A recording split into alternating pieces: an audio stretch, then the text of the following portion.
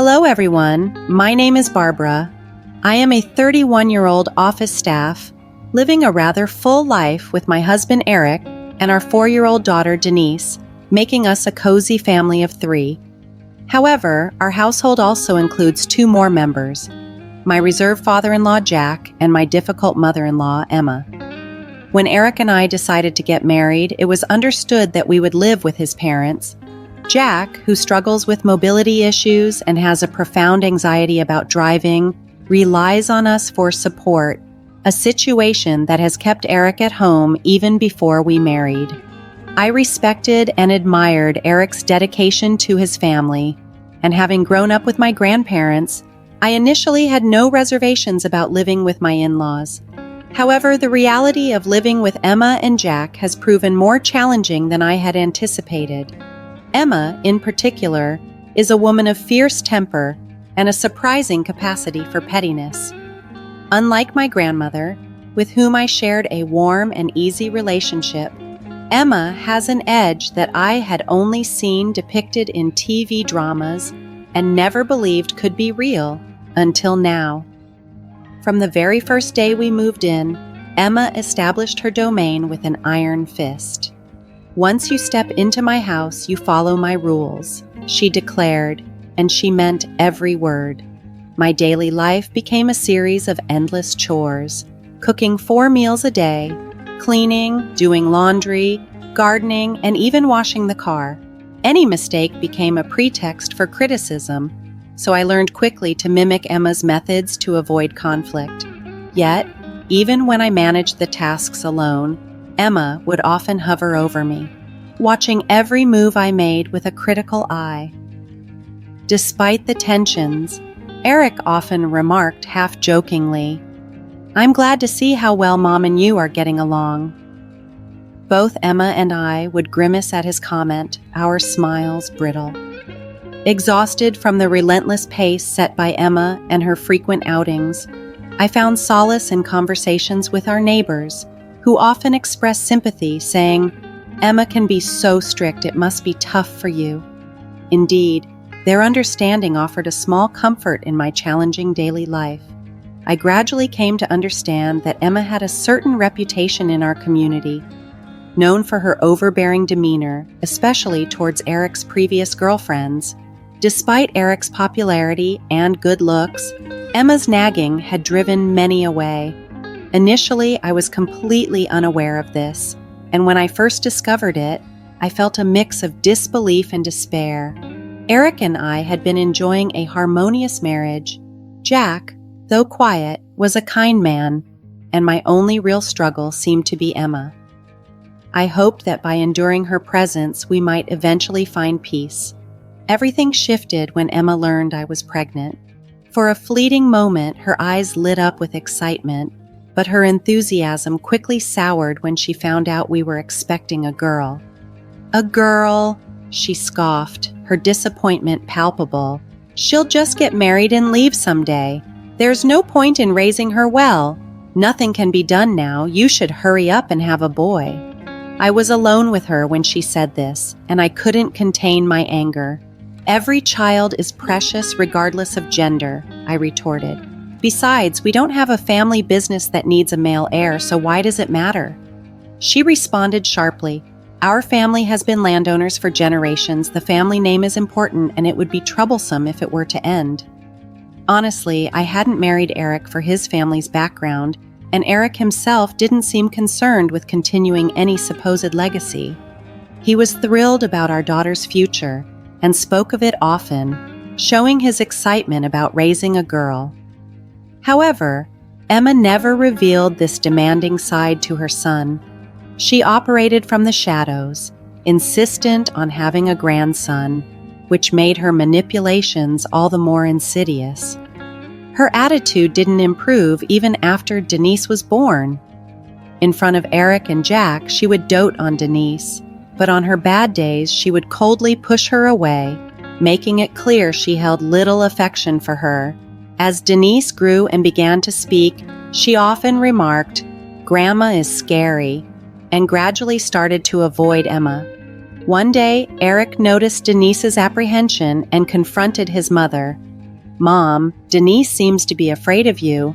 You haven't been harsh with her, have you?" Perhaps intimidated by Eric's stern demeanor, Emma began to alter her behavior, making an effort to bond with Denise by taking her to the park and engaging more positively.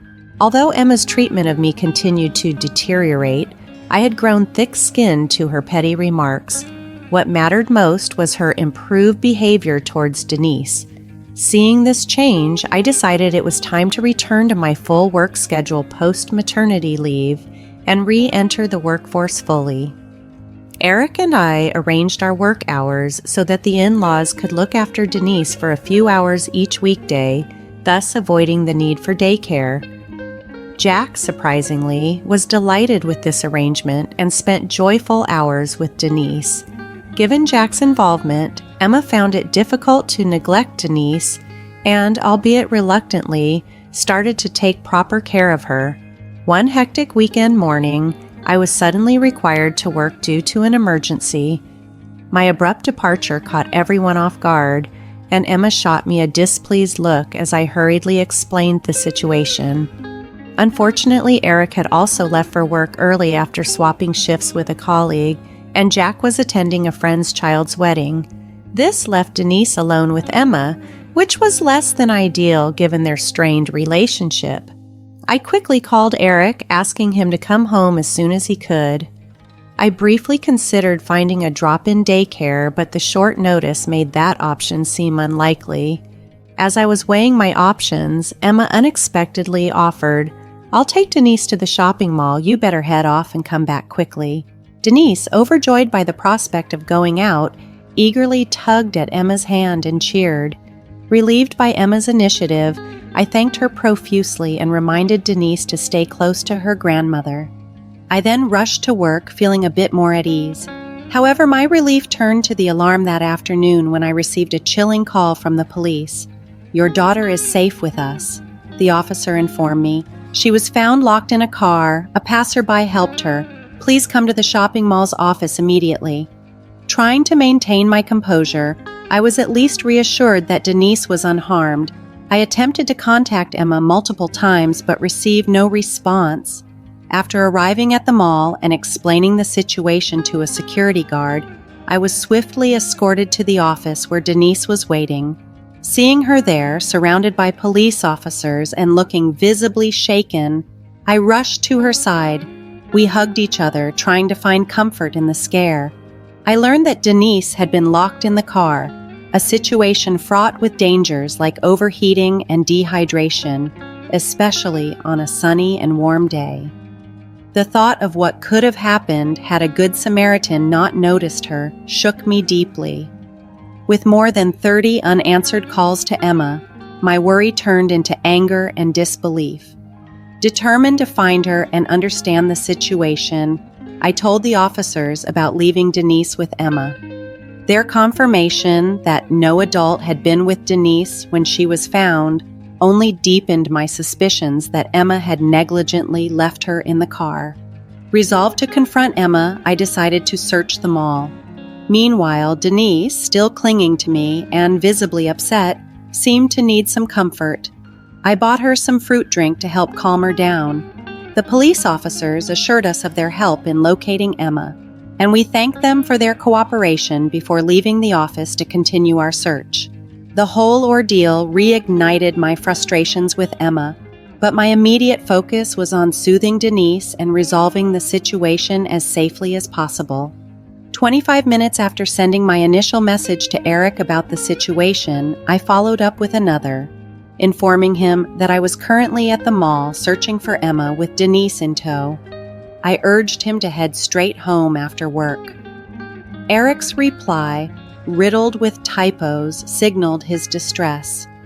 Knowing that showing panic would only unsettle Denise further, I asked him to remain at home for now. To lift Denise's spirits, I bought her favorite fruit drink and some snacks as we continued our search around the mall.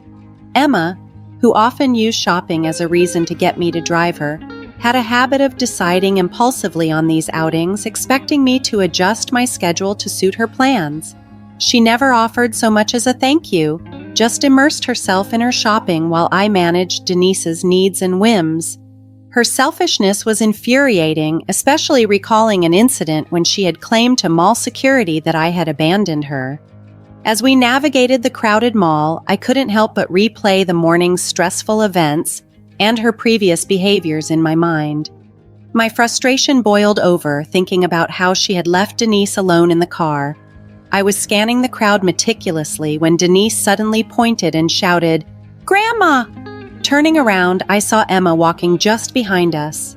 She let out a scream for some reason, then turned and bolted toward the parking lot. I hurried after her, thankful that the weekend crowd slowed her escape. As we reached her car in the parking garage, a shocking sight stopped me. The rear seat window of her car was shattered. "You did this, didn't you?" Emma accused, pushing my shoulder. "I didn't do anything," I retorted, standing my ground. "Who else could it be? And now you want me to pay for this car? You're the one who left Denise alone in the first place. She's only 4 years old. Don't you know children have died being left in cars like that? Were you trying to hurt her?" My words seemed to take Emma aback, perhaps unused to my confronting her so directly. A crowd began to gather, sensing the tension. Realizing this, Emma got into her car, despite the broken window, and shouted, "I'll remember this when we get home. You're paying for this." She then drove off hastily, causing more glass to fall. "Stop right there!" The police officer, who had spoken with me earlier, intervened. Running towards the scene, he called for backup, arriving slightly out of breath. As Emma saw the police, her previous confidence vanished. She obediently followed their instructions, parking the car back in its spot. Surrounded by several officers, Emma was led through the back door, her bravado replaced by compliance as she faced the consequences of her actions. The police officers invited both Denise and me to come along as they continued their investigation. In the very chair where Denise had sat earlier, now it was Emma who found herself seated, looking defiant and agitated. Denise, finally feeling safe, fell asleep in my arms as one of the officers began questioning Emma. "Why did you leave Denise alone in the car?" he asked sternly, but Emma responded sharply, "More importantly, someone smashed my car window. That's vandalism, isn't it? You're the police, so catch the predator. It must be this woman," she said, pointing accusingly at me. The officer corrected her. The window was not broken by Barbara. A passerby saw Denise locked in the car and broke the window to rescue her. When they heard Denise's faint cries from your car as they passed by, they acted to save her and immediately notified us. He continued, explaining that they were able to respond quickly because, fortunately, Denise hadn't been in the car too long. We found an item with Barbara's name among Denise's belongings, which helped us contact her immediately. I nodded, my emotions nearly overwhelming me as I considered what might have happened if that passerby hadn't intervened. Yet Emma's demeanor remained defiant. "I often shop alone, so I forgot I had Denise with me," she claimed. "I realized it as soon as I entered the store and was returning to the car when I saw Barbara with Denise, assuming she had broken the window." The police dismissed her attempt to deflect blame. "But Emma, your car's dash cam recorded you checking on Denise in the back seat before you covered the windows to obscure her from view. Why would you do that?" they pressed. Emma, outraged, slammed her hand on the desk. "That's an invasion of privacy. You can't do that, even if you are the police," she yelled. Denise stirred and woke up due to the noise, so I decided to leave the room with her to keep her calm. Emma's loud protests still audible through the door. The officers later told me that the dash cam had also captured Emma softly telling Denise to sleep tight, contradicting her claim of forgetting Denise. Under intense questioning, Emma finally broke down and revealed her true intentions, shockingly admitting, "It's all because that woman had a daughter. I thought if Denise was gone, she would have a boy next." This confession was relayed to me after I had left the scene with Denise, who had become upset upon waking. The thought of Emma's callousness was unbearable. Had I been present, I might have confronted her right there. Emma was subsequently charged with child endangerment and arrested. Despite the overwhelming evidence, she refused to accept her fate quietly, continuing to argue and planning to hire a lawyer to fight the charges without showing any remorse for her actions towards Denise. I discussed the situation with Eric, expressing my desire to no longer live with Emma. Fortunately, Eric and Jack supported my decision. Jack, equally appalled by Emma's actions, served her with divorce papers through a lawyer. Eric, furious about the danger Denise had been placed in, declared they would never meet Emma again. Meanwhile, Emma resorted to writing letters to relatives, desperately seeking support. The gravity of Emma's actions had left a deep mark. Not surprisingly, she found no one willing to assist her, facing the likelihood of spending her remaining years in solitude after her release. The whole incident turned into neighborhood gossip, prompting us to consider moving. Jack, ever thoughtful, expressed his remorse for the inconvenience caused and kindly offered his savings to help cover our moving expenses. We sold our home, and Jack chose to live independently near our new location. From now on, I'll take it easy, thinking of it as a new life, he said, a hint of joy in his expression.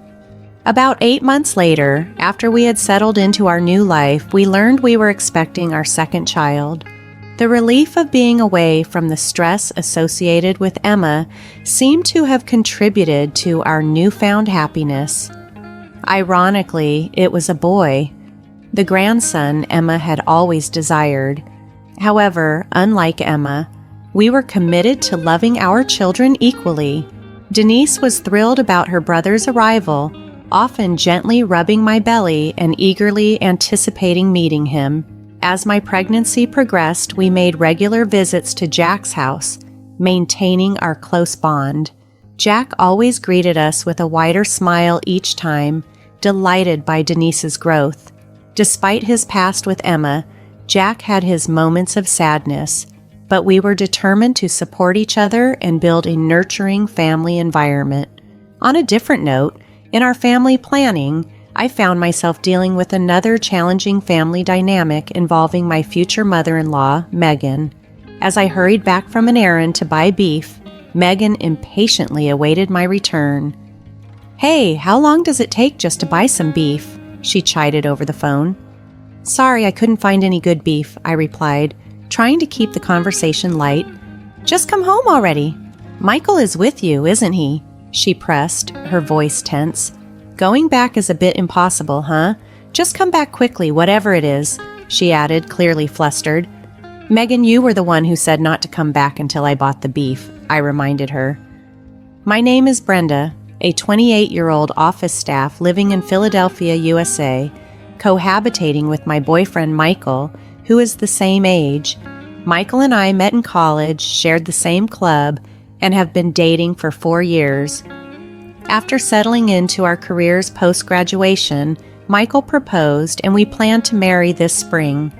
We had discussed visiting our parents for a family meeting before the wedding, but logistical challenges due to the distance meant overnight stays were necessary. Despite my attempts to set a date, Michael skillfully avoided committing, raising my concerns about his reluctance to marry. When I broached the subject, he simply said, "I don't want to see Mom," without elaborating further. I knew Michael had been estranged from his home since college, often spending holidays alone while I visited my family. "I'm not on good terms with Mom. If I go back, I might not return," he would say, hinting at deeper issues. I had never met Megan, but from Michael's descriptions, I harbored a negative image of her. However, avoiding her indefinitely wasn't feasible if we were to marry, as she would become my mother-in-law. I suggested, "Why don't we go to my parents' house first? It's a bit far, but it'll be easier on you than going to your house, right?" Michael seemed thoughtful and a bit hesitant about my suggestion, reflecting the complexity of our impending family union. If Michael had expressed reluctance to visit my parents as well, the path to marriage would have seemed insurmountable. But fortunately, he agreed, albeit hesitantly. "Let's do that. My home can wait a bit longer," he said. Feeling relieved, I quickly finalized our plans before Michael could reconsider, and inform my parents that we would soon be visiting for a family meeting. When we arrived after a long absence, my parents welcomed us with open arms. Both Michael and I were anxious about the meeting, but my parents showed no signs of it.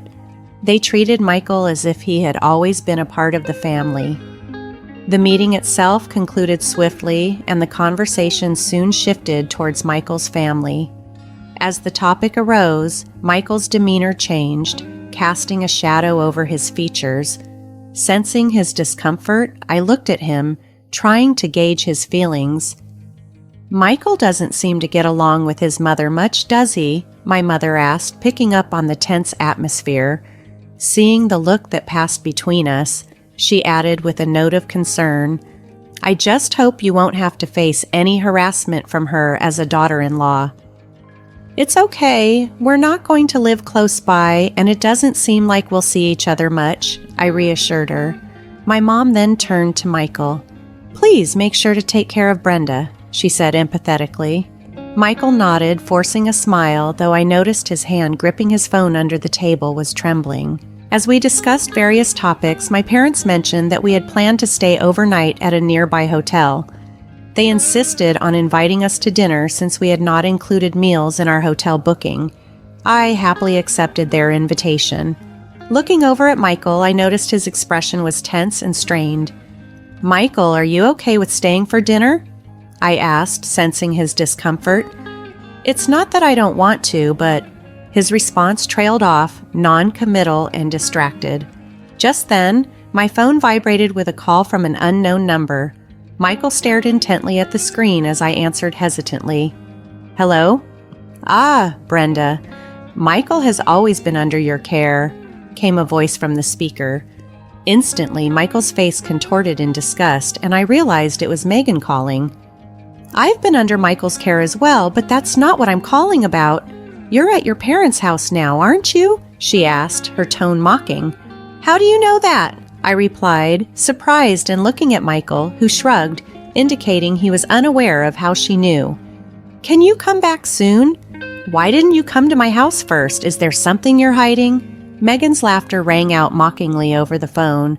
"I'll be sure to visit your place soon for greetings," I responded cautiously, choosing my words carefully to avoid further provocation. "Is that all you wanted to talk about? We have plans to dine with my parents tonight." "My goodness, planning to feed my child dirty foods? Foods full of additives are not suitable for my child. Bring Michael back home immediately," Megan yelled into the phone, her voice hysterical. Stunned by her forcefulness, I nearly dropped my phone. My parents looked over, concerned by the commotion. It seemed impossible to reason with Megan in her current state. "Please calm down. We will visit you for greetings," I promised unilaterally, though it was clear she wasn't listening and hung up forcefully. Michael sighed heavily, meeting my gaze. "I hadn't told you, but during a recent business trip, I accidentally met Mom. We had to eat together," he confessed, explaining the unexpected interaction that had left a mark on him. When Michael revealed how Megan had gotten my number and tracked our location through an app, my parents were left speechless. This level of surveillance and overprotectiveness towards her adult son made me shudder. It was clear why Michael had been so hesitant about reconnecting with his mother. "Is it okay to serve dinner?" my mother asked timidly, sensing the tension. "Yes, please. I'm sorry for the trouble," Michael replied, managing a strained smile as Mom headed into the kitchen. In a quiet voice, he confessed to me, "I don't want to go home." His words were heavy with reluctance, and though I wanted to respect his feelings, we couldn't proceed with marriage without having a family meeting. "We don't have to stay long, but we at least need to have a family meeting," I reassured him, setting a date to visit his family. I braced myself to persuade them to accept our marriage if needed. Dinner at my parents' was thoughtful but filled with Michael's silent apprehension. The conversation was minimal on the flight to his family's home. When I tried to engage him about what gift might please Megan, he consistently claimed not to know. Upon arriving after a long journey of flights and bus rides, Megan was waiting at the entrance, dressed strikingly. Her face brightened at the sight of Michael. "I've missed you, Michael. Have you been well? Not catching a cold, I hope?" She fussed over him, seemingly oblivious to my presence until I spoke up. "You must be Brenda. Quite plain, aren't you?" "That skirt is also in poor taste," Megan remarked, critically eyeing the chic skirt I had carefully chosen. She dismissively tugged at my blouse, critiquing it harshly. The gift I brought was disdainfully thrown into the trash as soon as we entered the living room, which Michael retrieved with a grimace. "I'm sorry, but we don't have the habit of eating such cheap stuff here," he murmured as he was about to open the gift. I quickly stopped him, fearing another outburst about additives. During the tea that Megan prepared, she conspicuously ignored me, lavishing Michael with homemade sweets while I was left without. Michael remained silent throughout, barely touching the snacks. I took it upon myself to initiate a formal family meeting, which prompted Michael to engage minimally with Megan. However, once the meeting concluded, he reverted to silence, his discomfort palpable. "How about ribeye for dinner? Michael's favorite, right? You'll stay for dinner, won't you?" Megan pressed, despite our plans to leave before dinner. Caught off guard, we awkwardly agreed. For the first time, Megan addressed me without sarcasm. "That being the case, could you go buy some beef? I only feed Michael the finest, so make sure you order correctly. I'll teach you how to make dishes that Michael will like. After all, he probably can't stand to eat what you cook," she remarked cheerfully. Despite her claim, Michael had never left any meal I cooked untouched during our cohabitation, a fact that contradicted her insinuations and highlighted her continued efforts to undermine me.